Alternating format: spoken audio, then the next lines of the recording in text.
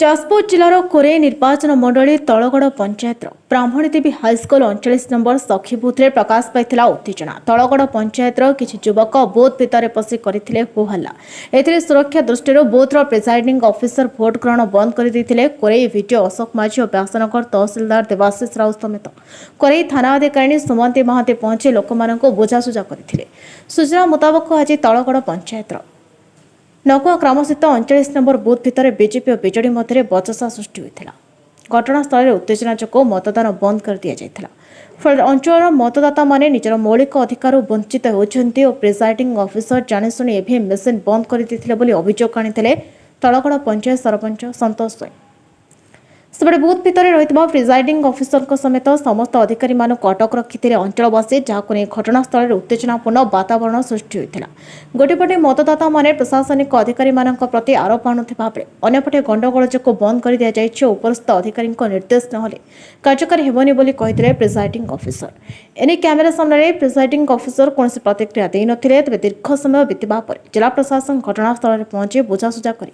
Booth officer ତଥା କର୍ମଚାରୀମାନଙ୍କୁ ବାହାର କରିଥିଲେ। କିନ୍ତୁ ପୁନର୍ବାର ମତଦାନ ପାଇଁ ଅନୁମତି ମିଳିନଥିଲା। ତେବେ ମତଦାତାମାନେ ସମୟସୀମା ଭିତରେ କାହିଁକି ମତଦାନ କରିପାରିନଥିଲେ ଏବଂ ପ୍ରିସାଇଡିଂ ଅଫିସର କେଉଁ କାରଣରୁ ବନ୍ଦ କରିଥିଲେ ଏହାର ଭିତରି ରହସ୍ୟ ଅସ୍ପଷ୍ଟ ରହିଛି। गोपीनाथपुर अमूल्य जेना पुओ अजित शेखर जेना कहते एक्चुअली आम भोट दवाक आसलु कि ठीक टाइम टाइम 5टा बेलू आसी लाइन लगे 5टा लाइन लगेला भितर पशिलु 5:40 खंड हम से समय ठेला पेला है भितर से बंद करदेला पिलापिली से भोट दवा ये से टे झगड़ा होगला जमी है सागे सागे बंद करदे टाइम थिला हाँ चिरकुटी मिलता आम चाहूँ आउ थे भोट मान निश्चय आम भोटर अधिकार वंचित होती भोट दो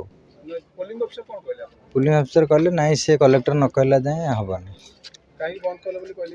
ना ना सी अलरेडी बंद करदे आम कहले आम आईचु कहीं भोट दबुन आम ये 70-75 जन अच्छु पदक्षेप ये आम भोट रू वंचित हो भोट दबु भोट नदेला जाए आम ये धारणा दबु परिचय मु श्री संतोष कुमार स्वाई सरपंच तलगड़ ग्राम पंचायत कौन है आज्ञा जो ग्राम जो बूथ अच्छी जो कौन उत्तेजना सृष्टि शुणा मिली कौन कौन है आज्ञा कहले आज्ञा ये हूँ आम तलगड़ ग्राम पंचायत 39 नंबर बूथ ये सुचारू रूपे भोट चलता लाइन रे सब थिले आमर 5:30 जमी है आमर गवर्नमेंट अफसर मैंने जी आसते प्रिजाइडिंग अफसर मैंने से टोकन देले टोकन देला भितर 2 जन पिला भितर ठेला पेला बाहर है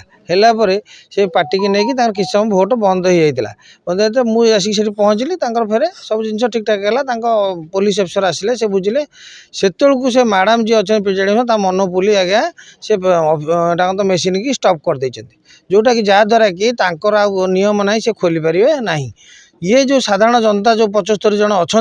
से मैंने भोट दबार अधिकार वंचित होती जोटा कि आम पंचायतर क्षति होची आम ओडिशा सरकार जो आमर जो अधिकारटा को सी नष्ट कर 5 वर्ष थे मनीष भोट दिए नागरिक भोट दिए ताकू सी मैंने नष्ट कर सब जिनस आम जो आसिक देखला तहसिलदार महोदय बीडीओ महोदय सब आस सब कहते कलेक्टर कहते ये मैडम जी काले रिपोर्ट देते ये गोटे अप्रीतिकर परिस्थिति सृष्टि है जोटा मुझे बंद कर चाकरी बचाई कि सी निजे कहते पुलिस अफिसर आगे जो बाहर पार्टी शुभिला मुझे धड़ा से डरिकी आज्ञा बंद कर मुझे तो खोली पारि नहीं तेणु यहाँ मोपाई आज्ञा प्रोब्लेम हो सब जिन कहीकि आम लोक मानकर आम साधारण अधिकार वंचित कर समस्ते मत जो यहाँ नवेदन कले मुझे आसी पहुँची तहसिलदार वीडियो कहला तहसिलदार वीडियो कलेक्टर कथा कहते कलेक्टर किसी शुणुना ये करके अधिकार वंचित कर आपण मध्यम ओडिशा सरकार को कि इलेक्शन कमिशन को जनाऊँ कि सी तुरंत पदक्षेप नहीं आम लोक मानकर भोट देवार अधिकार जाहिर करूँ से भोट जो टोकन पाई से टोकन मध्यम भोट दे मतदान प्रदान करूँ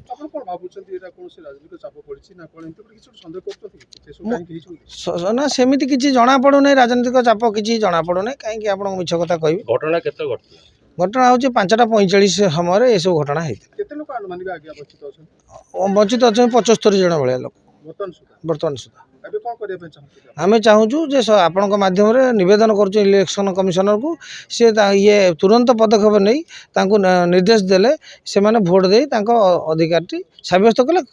ମାନେ ଉଚିତ ନ୍ୟାୟ ପ୍ରଦାନ ପାଇବେ। ଭୋଟ କିଛି ନ ଦିଆଯାଏ, କିଛି କାର୍ଯ୍ୟକାରୀ ନ ହୁଏ, ତାହେଲେ କ'ଣ ରହିବ? ନଦେଲେ ଆଜ୍ଞା ଆମର ମୁଁ ପଞ୍ଚାୟତ ତରଫରୁ